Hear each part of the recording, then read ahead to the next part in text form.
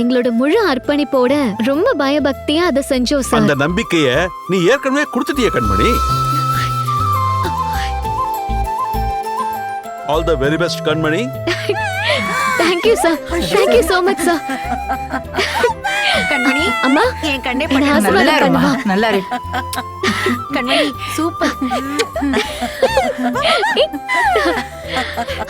கண்மணி செஞ்ச வடகை டேஸ்ட் சும்மா கிளகிளி வாயில போடு ஏப்பா விடுவ பாரு உடனே ஏப்பா.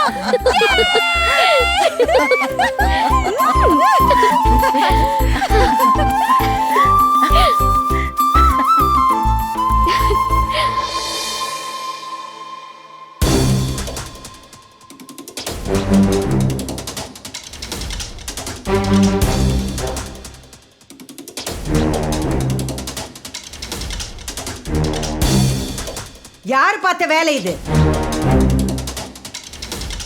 கேக்குறாங்கல்ல, வாயை திறந்து பதில் சொல்லுங்க. ராஜேஸ்வரி கிளவுட் கிச்சன் பிரியாணில மட்டனுக்கு பதிலா இப்படிதான் கரப்பாம்பூச்சியை போடுவீங்களான்னு கேக்குறான். மோனம் போகுது. யார் இந்த பிரியாணியை செஞ்சது? நான் தான் மேடம். எப்படி அதுல கரப்பாம்பூச்சி வந்தது? தெரியாது மேடம். என்ன விளையாடுறீங்களா? பிரியாணியை செஞ்சது நீங்க தானே, அப்புறம் ஈஸியா என்னமோ தெரியாதுன்னு சொல்றீங்க. இதுதான் நீங்க சீனியர் ஷெஃப்பா இருக்கிற லட்சணமா? இது எத்தனை கரப்பாம்பூச்சி அதுல இருந்ததுன்னு தெரியுமா? அம்மா, இவங்க கிட்ட என்ன பேச்சுமா? முதல்ல வேலையை விட்டு தூக்குங்கம்மா. ஐயோ, அப்படிலாம் பண்ணிடாதீங்க சார். இந்த வேலையை நம்பிதான் என் குடும்பமே இருக்கு. சத்தியமா இது எப்படி நடந்துச்சுன்னு எனக்கு தெரியாது சார். தெரியலங்கிறதெல்லாம் ஒரு பதிலாயா? ஓ வேலைக்கு மட்டும் இல்ல, ஏன் பிசினஸுக்கே ஒல வைக்கிற வேலையா இது யாரோ பண்ணிருக்காங்க. நாங்களா கண்டுபிடிக்கிறதுக்கு முன்னாடி நீங்களா மரியாதையா உண்மையை ஒத்துக்கங்க.